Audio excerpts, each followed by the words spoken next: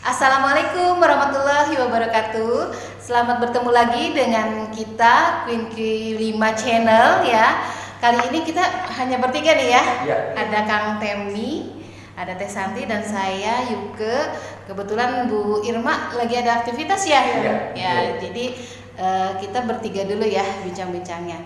Ini ngomong-ngomong hari ini kita mau bahas apa nih Teh Santi, Kang Temi? Dari Teh Santi dulu deh. Kan Teh Santi itu sebetulnya referensi pengetahuannya banyak. Jadi kita coba gali nih. Oke. Setuju. Iya. Oke. Apa yang kita lagi- akan bahas kali ini tentang frugal living ya. Oh, oke. Frugal living. Frugal living. Oke. Saya dulu sempat sedikit baca-baca, tapi mungkin Teh Santi mungkin sebagai pelakunya mungkin bisa menjelasin secara detail ya. Iya. Karena kan berarti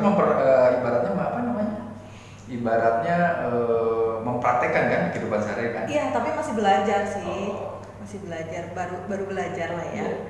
Cuman jadi sebetulnya saya nggak ada basic keuangan, akuntansi dan lain sebagainya. Saya hanya belajar untuk bagaimana sih frugal living ini bisa diaplikasikan dalam kehidupan saya sehari-hari gitu. Dan sebetulnya apa sih, awalnya sih tertarik aja kenapa sih frugal living ini banyak diminati saat ini oleh kaum milenial. Tiba-tiba mencuat gitu ya Teh ya? Sebetulnya itu dari 2011 udah mulai dipopulerkan sama biasanya awalnya itu sama ini penasehat keuangan. Jadi bagaimana caranya biar nggak hidup boros gitu. Tapi belakangan memang lebih hits lagi. Gitu. Tapi nih sebelum kita lebih lanjut, saya sendiri tuh belum kenal benar istilah frugal living ini. Jadi boleh dibilang saya cukup maksudnya baru ya. Diceritain dulu dikit Teh, istilah ini kalau dideskripsikan seperti apa sih gitu. Jadi kalau frugal living itu sebenarnya kalau yang saya lihat sih emang secara harafiah artinya sendiri adalah hemat gaya hidup. Frugal itu Frugal itu hemat, living itu gaya hidup. Gaya. Jadi gaya hidup hemat. Nah, dalam arti hemat itu bukan irit atau pelit misalnya. Dengan saya menganut frugal living ini, saya jadi pelit, nggak bisa sedekah misalnya, nggak bisa ngapain, nggak, bukan gitu. Jadi ada konsep yang memang kita ada jalurnya gitu. Jadi sebenarnya frugal living ini bagaimana kita memprioritaskan kebutuhan di luar keinginan yang biasanya nggak terkontrol. Jadi beda ya antara kebutuhan dan keinginan gitu. Iya, ya? jelas beda. Oke. Nah gitu. Terus jadi si frugal living ini kan mirip-mirip dengan konsep minimalism. Gaya hidup minimalis yang memang dipopulerkan dari beberapa tokoh di Jepang ya. Itu sebetulnya kan dari zaman dulu Rasulullah SAW juga udah sederhana hidupnya gitu ya. Beliau kan sebagai panutan kita ya umat muslim gitu. Dan sekarang tuh memang kembali lagi banyak penganut minimalism atau frugal living yang memang menjalani kehidupannya dengan bahagia gitu. Hanya bedanya kalau frugal living ini ada tujuan. Kita akan membuat goal untuk mencapai suatu yang diinginkan, tujuan yang diinginkan itu bentuknya materi. Jadi maksudnya tujuannya itu setelah kita berhemat,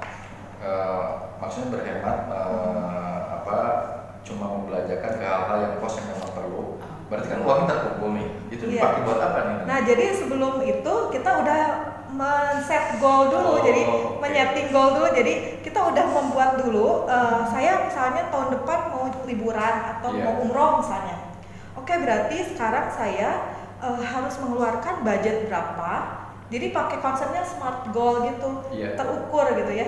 Oke, berarti untuk biaya liburan atau misalnya umroh, saya perlu uang berapa gitu sampai ke tahun depan. Nah, jadi tarik mundur berarti saya harus menyiapkan dana berapa sih? Nah, itu dibagi misalnya setahun ya, dalam 12 bulan misalnya.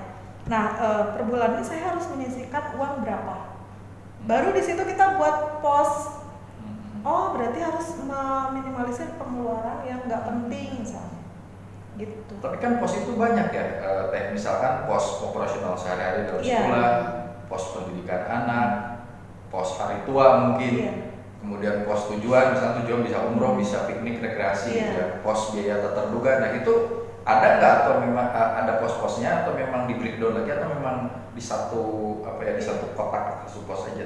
Nah jadi biasanya kita mengurangi tingkat keborosan yang biasanya kita nggak bisa kontrol, jajan gitu ya. Diajak teman misalnya, ayo kemana belanja, ikut belanja padahal nggak penting banget gitu. Nah pos itulah yang akan kita hemat. Berarti harus punya catatan dulu ya sebelumnya ya. Iya, nanti itu bagaimana cara memulai frugal living ini gitu. Jadi salah satunya adalah dengan membuat budgeting bulanan. Gitu. Oke.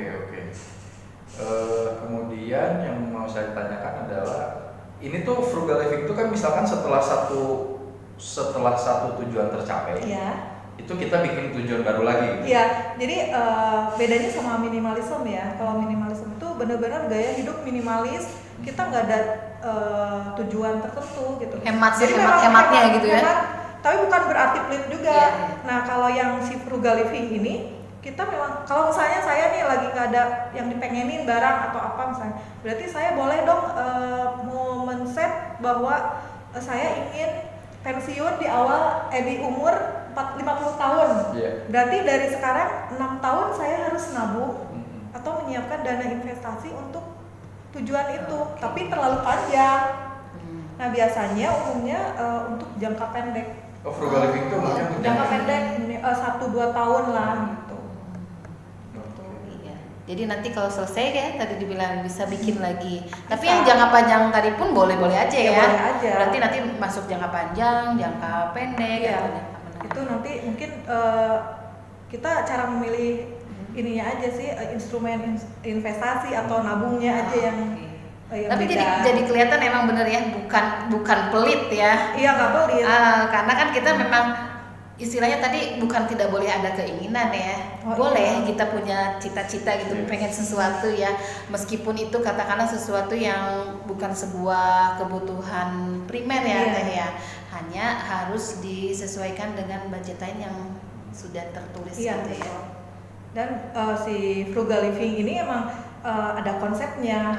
Konsepnya itu 2, jadi mampu dan hemat. Jadi gini.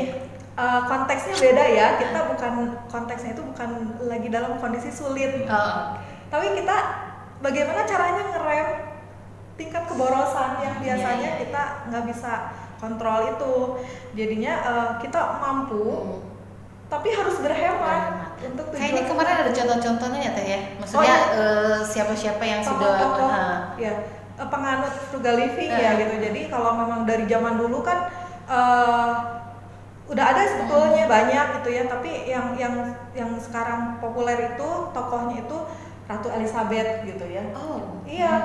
Sampai katanya ada yang ngasih kado, bungkusnya itu disimpan lagi buat digunakan lagi gitu. Gitu katanya. Itu Ratu Elizabeth ya. Iya, terus Mark Zuckerberg gitu kan. Terus Warren Buffett.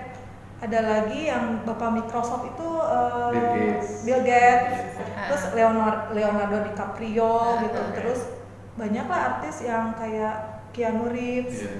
Mereka jelas-jelas mereka bukan orang yang biasa-biasa ya teh. Mereka orang kaya.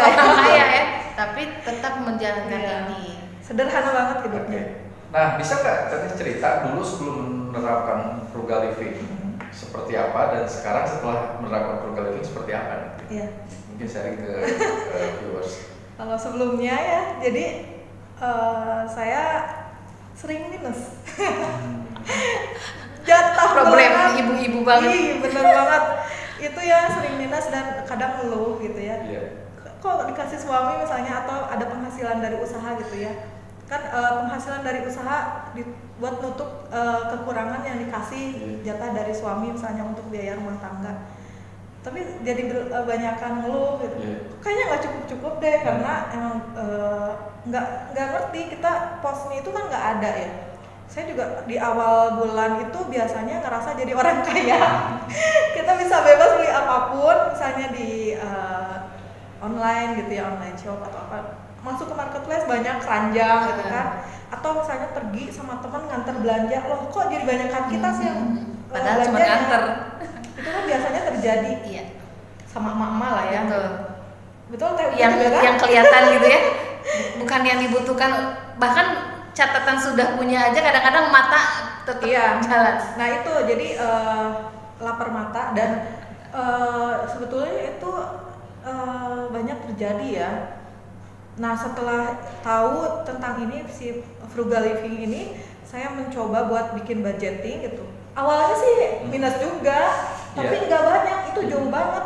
Jadi minusnya cuma berapa persen lah gitu. Dan itu oke, berarti saya harus tahu pos-posnya mana sih yang plus, yang minus, berarti itu harus itu nggak baku gitu. Jadi apa sih namanya, fleksibel. Iya. Jadi bisa kita atur lagi, oh berarti ini yang harus ditambahin. Tidak ini harus selalu harus langsung dikurangin. lancar ya Teh ya. Iya enggak lah, pastilah sama lah ya. Ini 2-3 bulan di awal tuh masih tetap ada minusnya gitu. Cuman kita bisa manage. Oke. Mungkin berarti titik yang harus kita pahami di sini adalah frugal living itu gaya hidup hemat, bukan berarti pelit, Iya. bukan berarti irit, Irit. ya, bukan. Beda Jadi, ya. sesuatu dibeli dengan peruntukannya. Kalau memang Nah, betul. kalau memang lagi butuh beli baju ya beli baju gitu ya. Iya. Kalau mau lagi butuh beli peralatan yang lain, misalkan mebel ya beli, tapi itu yang memang betul-betul dibutuhkan. Gitu. Oh iya, dan di sini tuh konsepnya itu kita harus apa sih, untuk membelanjakan sesuatu memang berdasarkan value atau nilai yang ingin kita capai gitu.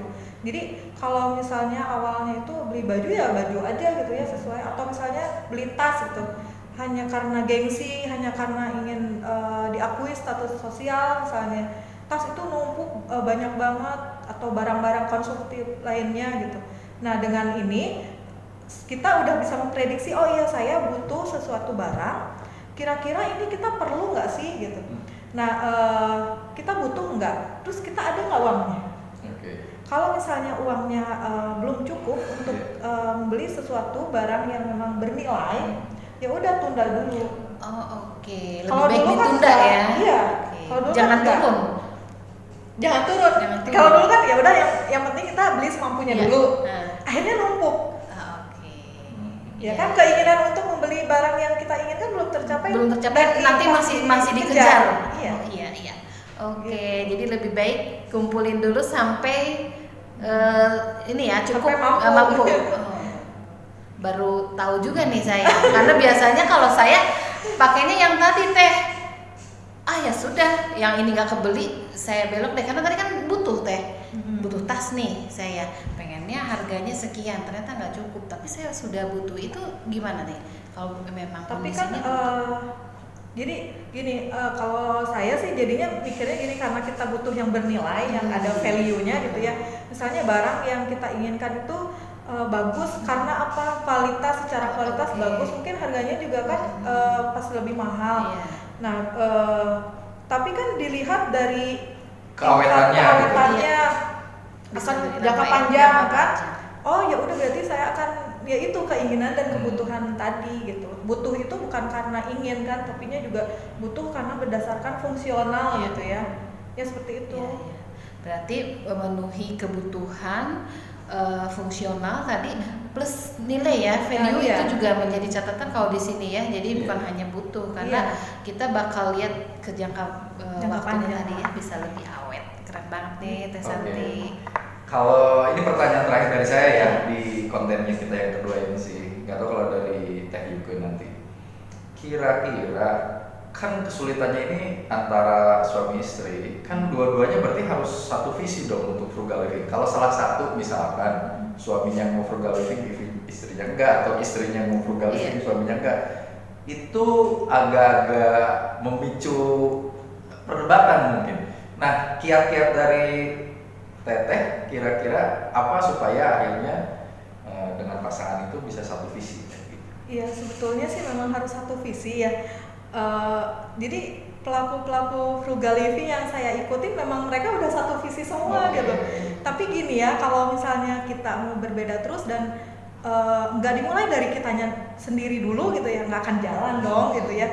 Jadi kalau saya sih lebih ke gini, saya juga belum, sebetulnya suami belum, karena kan sekarang suami belum frugal living? belum. Belum. Karena kan kita juga LDR ya, jadi LDR dan gaya hidup yang berbeda misalnya karena di Jakarta juga suami saya, jadi kan kebutuhannya juga berbeda. Cuma saya memanfaatkan bagaimana sih uang yang saya Jatahnya dapatkan teteh gitu ya. dari suami dan usaha untuk dijalankan dengan konsep yang memang saya ingin jalankan gitu.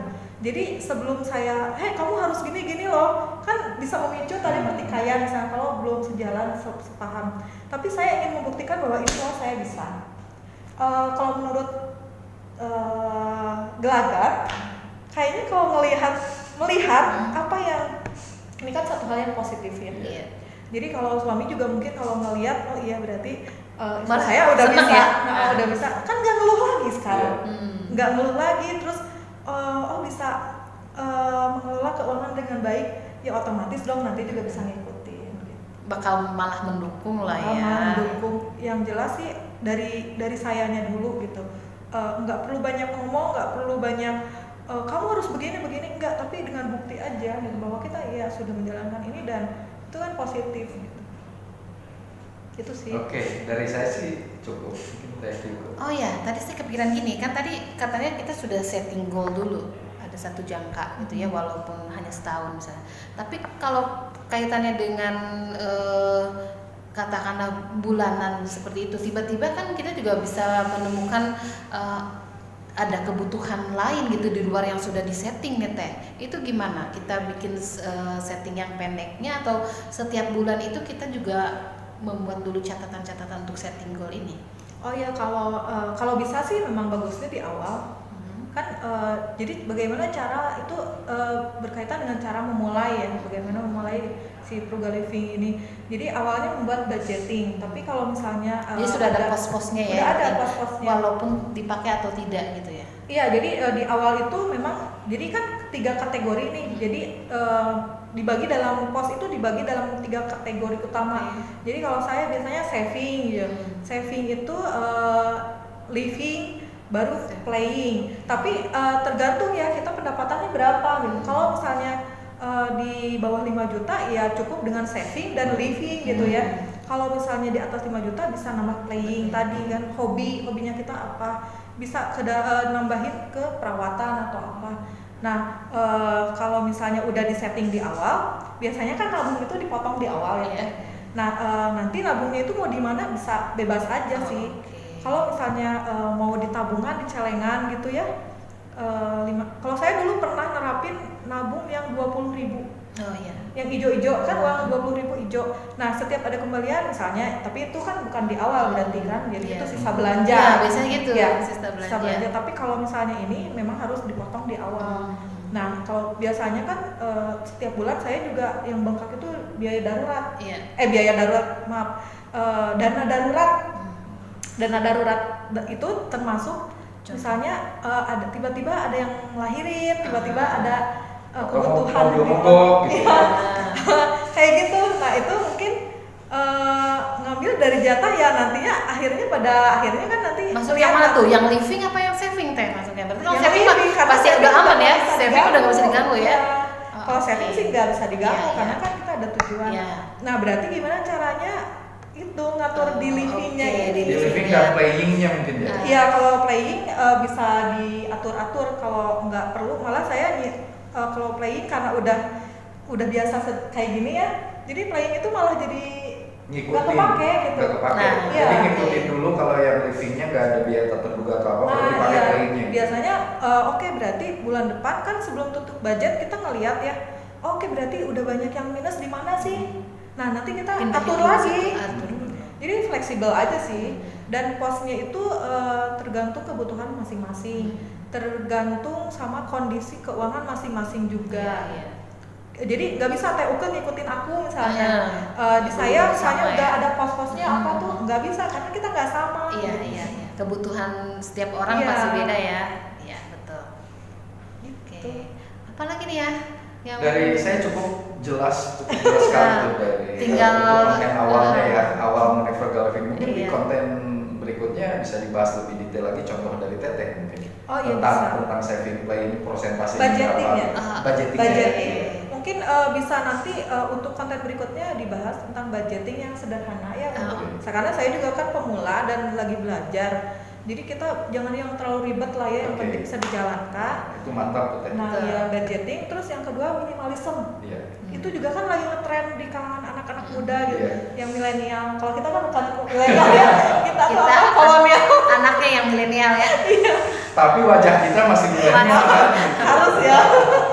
Kita kolonial tapi mengikuti ya nggak ada salahnya kan ya, mengikuti yang baik-baik gitu. Iya. Minimalism itu menurut saya menarik juga gitu. Oke. Jadi nanti juga berarti bisa dibahas detail juga ya. Iya. Karena tetap ada perbedaannya ya. Beda. Antara minimalism sama frugal living. Iya. Kalau memang pengen tahu lebih jauh nih, mungkin kita bakal bahas di satu sesi tersendiri ya. Iya. Mudah-mudahan sih tadi frugal living ini setidaknya sudah memberikan pencerahan ya. Iya. Karena saya sendiri juga sangat mendapatkan pencerahan nih hari ini. Betul. Ternyata ada cara-cara tertentu yang bisa kita lakukan untuk memperbaiki budgeting bulanan ya. Iya. Mungkin buat viewers yang ingin bertanya detail bisa tulis di kolom komen nanti ya ketika konten ini tayang ya, supaya di konten berikutnya Teh Santi sebagai pelaku frugal living ini praktisi ya, Teh Santi itu kan praktisi frugal living kan, Iya. bisa memberikan penjelasan lebih detail lagi sih itu. Insya Allah ya. Oke, terima kasih Oke. Teh atas penjelasannya Teh. Iya, sama-sama. Ya. Semoga bisa diaplikasikan dan Amin. seenggaknya udah mulai tertarik apa sih gitu Iya. ya, dan belajarlah mencoba. Oke. Karena memang Ya. segala sesuatu itu harus dimulai. Iya betul, dimulai dari sekarang ya. Kapan lagi kalau tidak? Iya. Oke. Cukup Seperti dari itu. saya. Oke, Teh Nike. kalau begitu kita Terima kasih. sudahi dulu Iya. pembicaraan tentang frugal living ini. Terima kasih banyak buat Teh Santi terutama yang udah sharing, dan ke depan mudah-mudahan kita bisa bahas lebih lanjut lagi. Sampai jumpa di sesi berikutnya ya. Iya. Oke, terima